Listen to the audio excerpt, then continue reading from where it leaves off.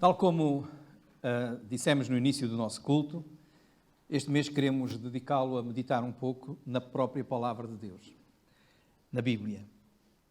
É interessante nós pensarmos neste livro tão maravilhoso. Lembro-me de há uns anos, num dos acampamentos das crianças, o tema era a descoberta de um tesouro, não é? E o tesouro era a Bíblia. E às vezes nós precisamos de descobrir esses tesouros. Não sei se os irmãos têm este conceito da própria Bíblia como sendo um tesouro, algo de muito valor, algo muito precioso. Eu não sei se já vos aconteceu encontrar assim um objeto que vocês não sabiam sequer que estava perdido. Algo, às vezes coisas de valor, valor até estimativo, uma fotografia, e às vezes mexendo em coisas velhas, em caixas velhas, descobre-se, esta fotografia, que interessante, que bom, não me lembrava já que tinha esta fotografia, e ficamos muito contentes, não é? Às vezes há coisas que são mais profundas até que a fotografia. Às vezes há algumas coisas que acabam por mexer com a nossa própria vida. Coisas que estavam perdidas, coisas que nós não sabíamos que estavam perdidas, coisas que pensávamos que já não iríamos encontrar mais e que de repente aparecem e que vão fazer grande mudança. Melhor ainda é quando se está a mexer nas coisas velhas e se encontra uma caixa cheia de dinheiro, não é? Assim, aí é melhor. Não sabia que tinha aqui, não é? Esse ainda era melhor. Ou então, ouro e coisas preciosas. Se nós valorizamos tanto isso, imaginem agora um povo que perdeu a Bíblia e de repente acha a Bíblia. Como é que terá acontecido? Essa história aconteceu no reino de Judá, aconteceu no tempo do rei Josias. E eu convido os irmãos que queiram abrir a sua Bíblia para acompanhar, para abrirem em 2 de Reis, no capítulo 22, o versículo 8. Nós vamos meditar no capítulo 22, mas vamos salientar agora apenas o versículo 8. 2 de Reis, portanto no Velho Testamento, é um dos livros históricos de Israel, do povo de Deus. Aqui fala num dos reis do Reino do Sul, já no reino dividido, o rei Josias. 2 de Reis 22, 8, e diz o versículo assim: Então disse o sumo sacerdote Hilquias ao escrivão Safã: Achei o livro da lei na casa do Senhor. E Hilquias deu o livro a Safã e ele o leu. Então o escrivão Safã veio ao rei e referiu ao rei a resposta e disse: Teus servos ajuntaram o dinheiro que se achou na casa e o entregaram nas mãos dos que têm o cargo da obra, que estão encarregados da casa do Senhor. Também Safã, o escrivão, fez saber ao rei, dizendo: O sacerdote Hilquias deu-me um livro. E Safã o leu diante do rei. Sucedeu, pois, que, ouvindo o rei as palavras do livro da lei, rasgou as suas vestes. E o rei mandou Hilquias, o sacerdote, e a Aicão, filho de Safã, e a Acbor, filho de Micaías, e a Safã, o escrivão, e a Asaías, o servo do rei, dizendo: Ide e consultai o Senhor por mim e pelo povo e por todo o Judá acerca das palavras deste livro que se achou, porque grande é o furor do Senhor que se acendeu contra nós, porquanto nossos pais não deram ouvidos às palavras deste livro para fazerem conforme tudo quanto de nós está escrito. Olha, o que é que aconteceu? Como é que se chegou a esta situação? O povo de Deus, que tinha recebido diretamente de Deus, pelas mãos de Moisés, a lei do Senhor, a palavra de Deus, com o passar do tempo, foi esquecendo, foi se desviando, e chegou a uma altura em que nem sequer se sabia onde estava o livro da lei, ou seja, o que corresponde aos nossos dias, à Bíblia. É claro que não seria toda, seria a lei, a Torá, o Velho Testamento, o Pentateuco, neste caso particular, mas a verdade é que era a palavra de Deus que tinha sido desprezada, perdida, ninguém ligava, ninguém queria saber, ninguém se preocupava, alguns até provavelmente já nem sabiam que ela existia. Como é que se chegou a esta situação? Se nós voltarmos um pouco atrás, e se os irmãos nas suas Bíblias puderem ler o capítulo 21, por exemplo, nós vamos perceber que este rei Josias foi um rei que começou a reinar muito novo. Ele começou a reinar com 8 anos. É evidente que a regência estava com a sua mãe e com alguns conselheiros. E quando ele chega à idade de adulto já, quando ele já tem 18 anos, ele começa a fazer uma reforma em Israel. E essa reforma vai começar por reformar o templo. Assim como nós aqui hoje, não é? Estamos a tentar melhorar a casa de Deus, não é? Pintando, arranjando paredes. Também o templo de Deus, o templo em Jerusalém, tinha-se degradado. Havia teias de aranha por tudo quanto era lado, não é? Havia pó, havia talvez sujidade, muitas coisas. Mas pior do que tudo isso, durante o reinado do seu avô, Manassés, ele tinha profanado aquele lugar. O seu avô tinha desprezado a lei de Deus. Em vez de consultar a lei de Deus, ele começou a consultar feiticeiros, adivinhadores, agoureiros. Ele trouxe para dentro do templo do Senhor ídolos, imagens de outros ídolos. Ele fez coisas horríveis que os irmãos poderão ver em 2 de Crónicas, em 2 de Reis também. Chegou a sacrificar o seu próprio filho. Abandonou por completo a palavra de Deus, seguindo outros deuses. Desprezou a palavra de Deus e abriu a porta para tudo o que era palavra de homens, de feiticeiros e palavras diabólicas. O resultado foi que o povo se degradou. O seu filho Amon, que só reinou 2 anos, foi pior ainda que ele. Nos 2 anos, acabou por ser assassinado. E depois Josias, seu neto, diz o texto no capítulo 22, no versículo 1, tinha 8 anos de idade quando começou a reinar, no versículo 1, e reinou 31 anos em Jerusalém, e era o nome da sua mãe Jadida, filha de Adaías e de Boscate, e fez o que era reto aos olhos do Senhor, e andou em todo o caminho de Davi, seu pai, e não se apartou dele, nem para a direita, nem para a esquerda. Exatamente o oposto daquilo que tinha acontecido com o seu pai e com o seu avô, que tinham feito o que era mau aos olhos do Senhor, e deixaram que o pecado invadisse toda a nação. E o pecado invadiu toda a nação porque a lei de Deus foi desprezada. Quando se despreza a palavra de Deus, nós escancaramos a porta para toda a espécie de iniquidade. Ainda hoje é assim.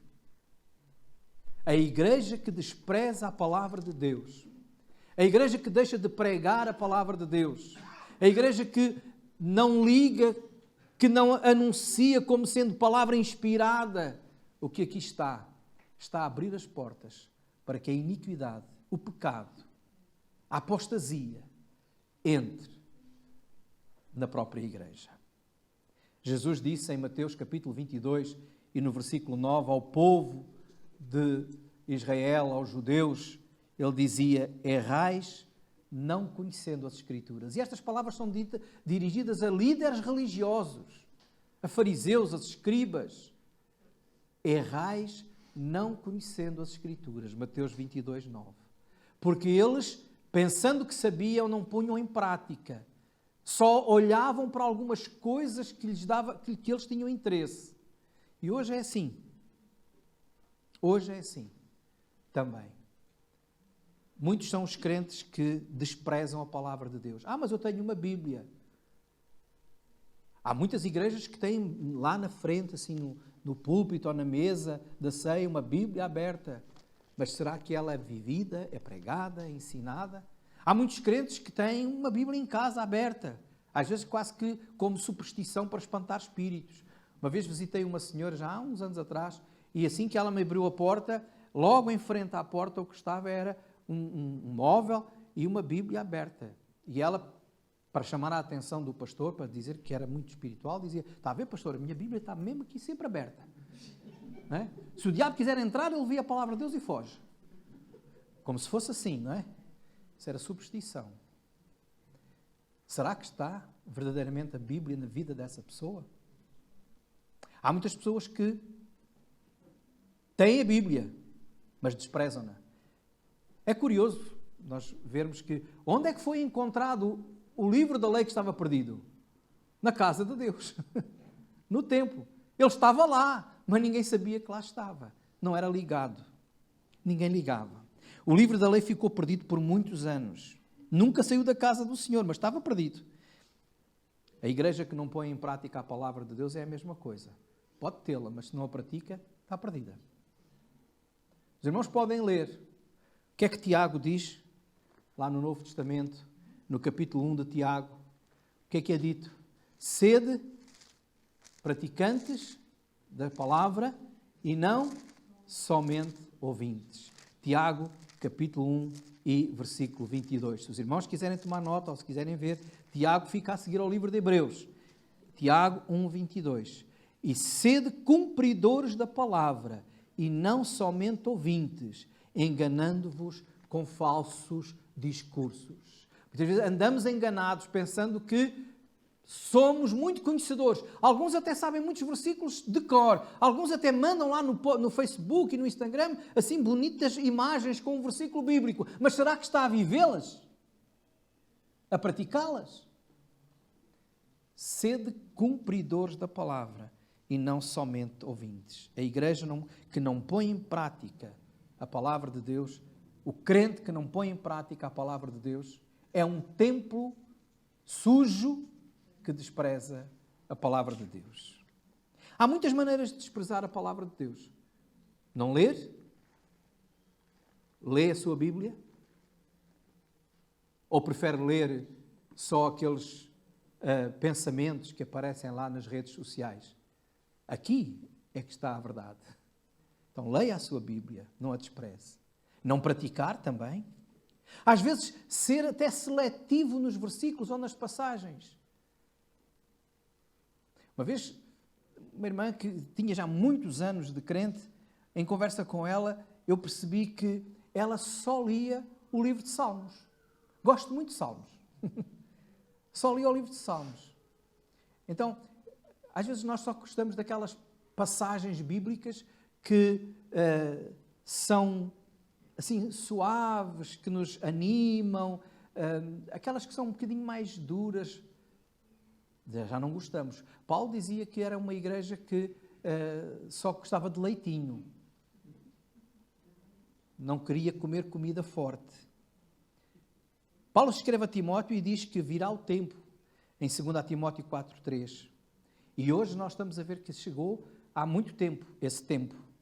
Virá o tempo em que não suportarão a sã doutrina e, tendo comichão nos ouvidos, amontoarão para si doutores conforme as suas próprias concupiscências e desviarão os ouvidos da verdade, voltando às fábulas. Tanta gente hoje a viver assim. Paulo dizia isto a Timóteo e hoje nós estamos a viver. Pessoas que, não, aquele pastor ele não, sempre fala muito de pecado, fala muito de santificação, o outro é mais... A gente até se ri quando está ali umas anedotas no meio, eu gosto mais daquele. Algumas mensagens e alguns púlpitos, a Bíblia apenas serve para tirar de lá uma frase e fazer-se uma palestra de motivação. É como ir a uma das palestras dessas empresas que fazem a motivação dos seus vendedores e de animar. Havia uma música portuguesa que dizia que o que faz falta é animar a malta. E às vezes parece que muitos púlpitos tornaram-se em pontos de animação. Temos que animar a malta. Temos que animar o pessoal. Escolherão para si os seus mestres, vão se desviar da sã doutrina porque eles não a suportam e querem coisas suaves, coisas bonitas. É uma maneira de desprezar a palavra de Deus. Dar crédito a outras palavras. Vejam o que Manassés fez. Se os irmãos lessem com atenção, e eu desafio-os a ler o capítulo antes de 2 de Reis, capítulo 21, Manassés, ele trouxe adivinhadores, agoureiros, e hoje há muita gente que prefere ouvir homens, profetas. Ai, aquele irmão profetizou sobre a minha vida. E a palavra de Deus? Está lá a palavra daquele irmão, está lá a palavra daquele pregador. Que bonito. Ai, aquele pensamento, aquele livro. E a Bíblia? Trocar, foi o que Manassés fez. Trocar a palavra de Deus. Desprezar a palavra de Deus por aqueles que adivinhavam. Há muita gente hoje que prefere um irmão que diz: ai, Deus vai abençoá-lo, eu vou profetizar que você vai ficar bem. Na semana seguinte está pior, mas não interessa, aquele irmão profetizou, ficamos contentes. É a palavra de Deus, é que importa. Senão nós estamos a fazer a mesma coisa que o povo de Israel fez, desprezar. O desprezo pela palavra de Deus conduz a uma espiritualidade infantil, superficial, que não dá firmeza, não dá segurança. É por isso que em Efésios o apóstolo Paulo diz que o Senhor colocou na igreja apóstolos, profetas, evangelistas, pastores, aqueles que tinham recebido de Deus a palavra e a transmitiam ao povo. Para que, ele dizia lá em Efésios capítulo 4, para que não sejamos mais meninos inconstantes, levados em roda por todo o vento de doutrina, mas para podermos crescer. Desprezar a palavra é desprezar o crescimento. É desprezar a firmeza na fé. Pode haver mensagens muito bonitas no Facebook, pode haver mensagens muito bonitas no YouTube, mas a mensagem que não está contaminada é a que vocês encontram aqui. É interessante que ainda hoje, na escola dominical, falando com uma irmã, ela estava a dizer que quando começou a ler, não é, a Bíblia, ela começou a descobrir aquilo que é a verdade acerca de Deus. Às vezes nós não entendemos logo tudo, mas nós descobrimos aquilo que é Deus, por Deus se revela e a sua vontade também é revelada. Desprezar a palavra é permanecer numa espiritualidade superficial, infantil, imatura, sem firmeza, e quando isso acontece, ouvimos daqui, ouvimos dali, e conforme o vento, assim nós vamos, levados por todo o vento de doutrina. O desprezo pela lei trouxe a degradação à casa de Deus lá em Jerusalém.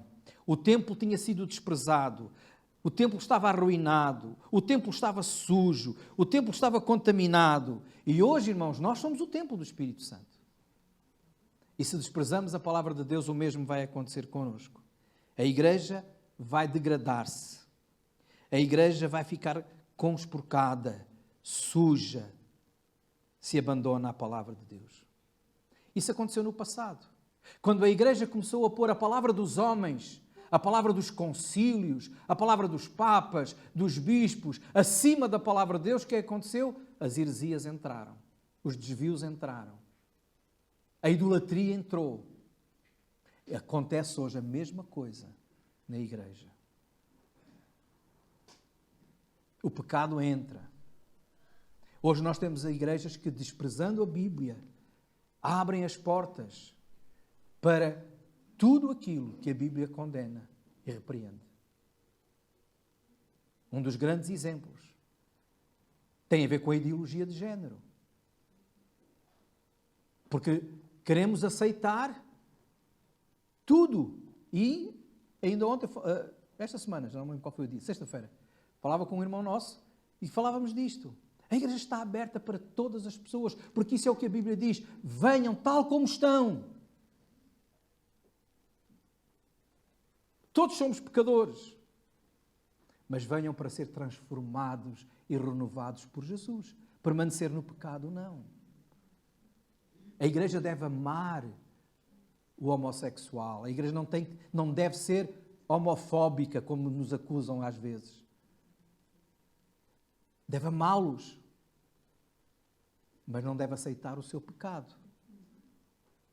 A grande prova de amor é falar-lhes da transformação que Jesus quer fazer na sua vida. Mas às vezes, porque hoje é moda e se fala muito nisso, pensamos que é só isso. A igreja tem que amar o mentiroso, mas ele não pode continuar mentiroso. A igreja tem que amar a prostituta, mas ela não pode continuar prostituta. A igreja pode amar aquele que é ladrão, até assassino, pode e deve, porque é o ensinamento da palavra de Deus. Mas ele não pode, se vem a Jesus, não pode continuar nessa velha vida, porque se veio a Jesus, a Bíblia diz que é nova criatura e todas as coisas são renovadas. E aí está a diferença. Mas quando a igreja despreza o que a palavra de Deus diz, nós vamos querer viver conforme a palavra dos homens. E aí puxamos daqui, esticamos dali, abrimos acolá. Hoje é uma coisa, amanhã já é diferente. Porque os homens vão mudando, as suas ideias vão mudando, mas a palavra permanece para sempre. E é nela que nós devemos ficar firmes. Por isso é que, quando Josias recebeu a notícia daqueles homens que estavam ali na restauração do templo, eles tinham ido lá com uma incumbência. Olha, façam recolha do dinheiro, dos valores, que é para pagarmos a obra e vamos dar continuidade a esta obra, vamos pintar as paredes, vamos lavar as pedras, naquela altura, devia ser as pedras do templo, vamos tirar todos os ídolos que lá estão, vamos melhorar. E no meio daquilo tudo, encontra-se um livro.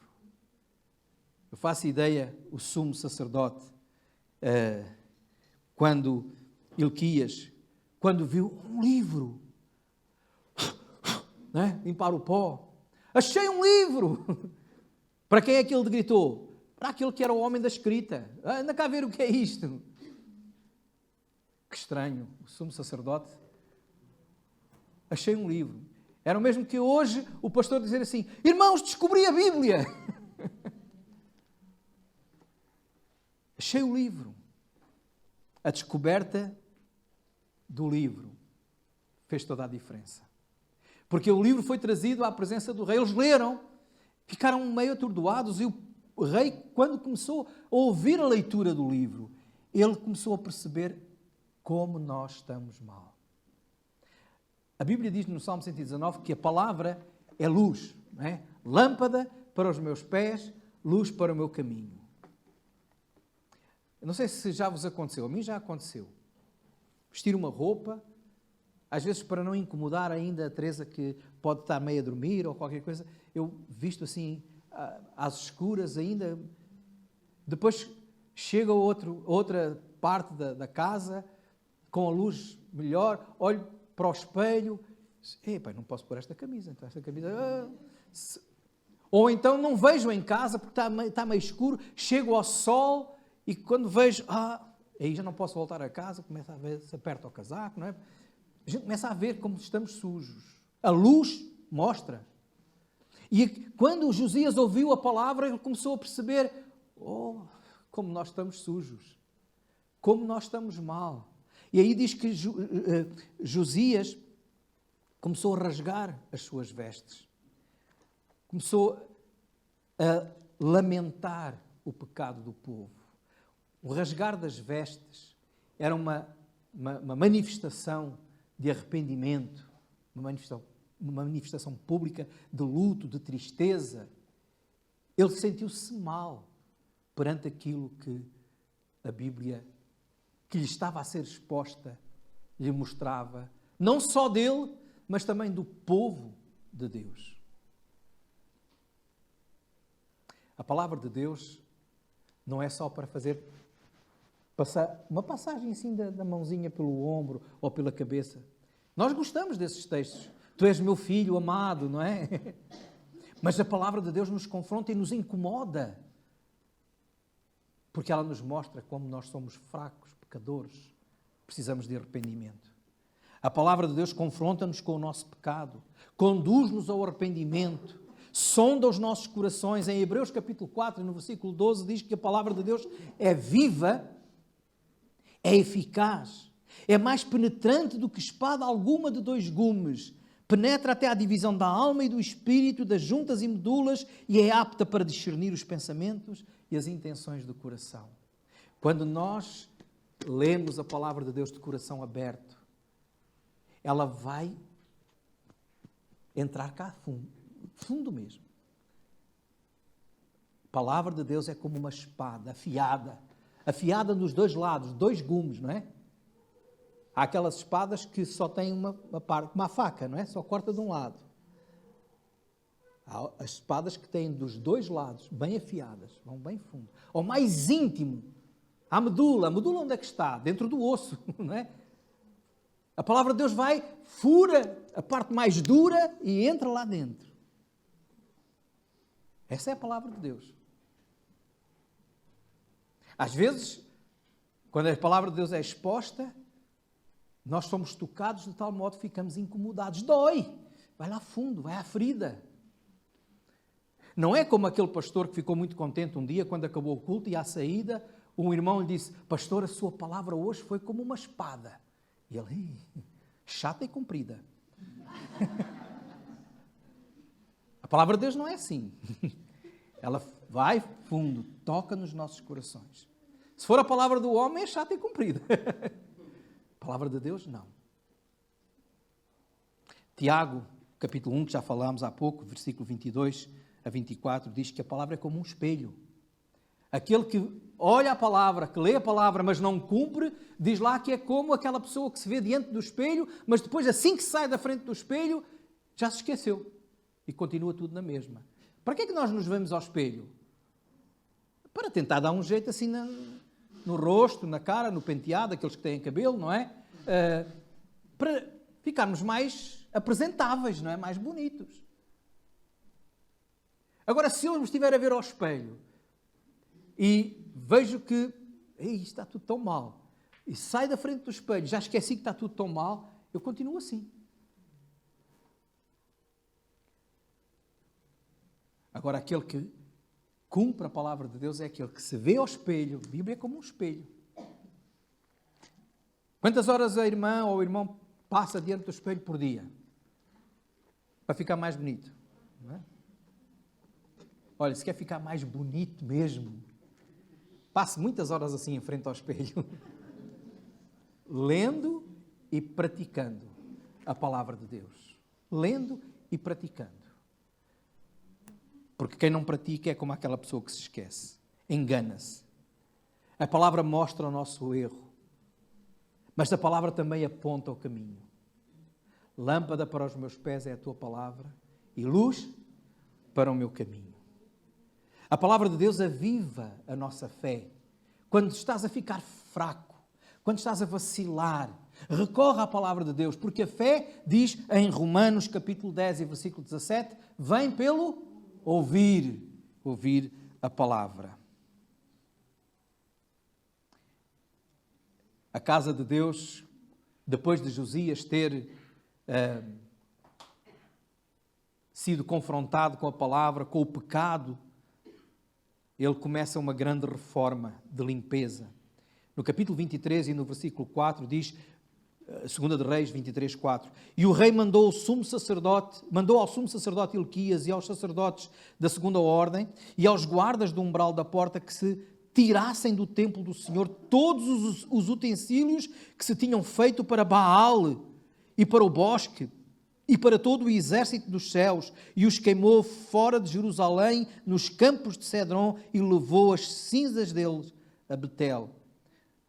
Também destituiu os sacerdotes que os reis de Judá estabeleceram para incensarem sobre os altos nas cidades, etc. Ou seja, ele começa uma grande reforma, uma grande limpeza na casa de Deus, santificando, procurando a santificação, a limpeza.